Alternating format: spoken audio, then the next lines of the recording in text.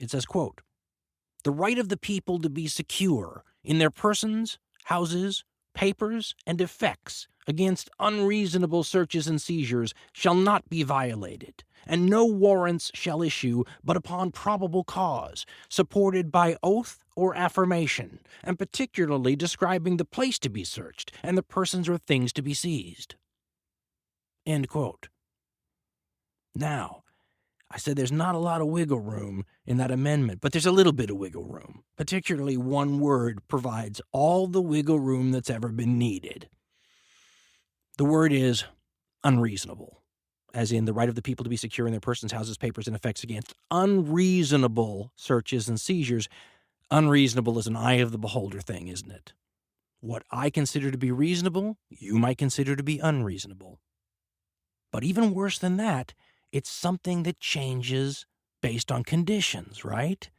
If you live in a particularly bad time, it's the Second World War, and tens of thousands of people are dying every few days, and it's a crisis situation, well, maybe stuff that looked unreasonable a decade before all of a sudden looks reasonable, given the circumstances, right? We can all understand that given the circumstances little phrase, right? Because we live in the post-9/11 world. The problem with the way that legal precedence works, though, in this country is once something is changed, that becomes, well, not always permanent, but almost permanent, because some things get overturned. I mean, we've got slavery precedents that nobody uses anymore, right? But most of the time, once you go out farther on the legal limb to deal with some particularly, terrible event, the event goes away and we return to normalcy. But whatever you changed in the law stays as far out on the legal limb as it was able to get in the most unreasonable times. The slider only moves one way when it comes to the Fourth Amendment being chipped away. We return to normalcy after the Second World War. We return to normalcy after the Cold War. We return to normalcy someday when this drug war ends. We'll return to normalcy from this terrorism threat.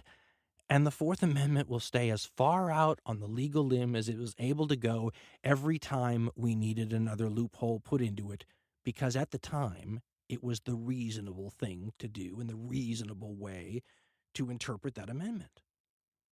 If the amendment actually fluctuated with the times, it'd be okay. But it only gets worse, even though we keep getting better and worse.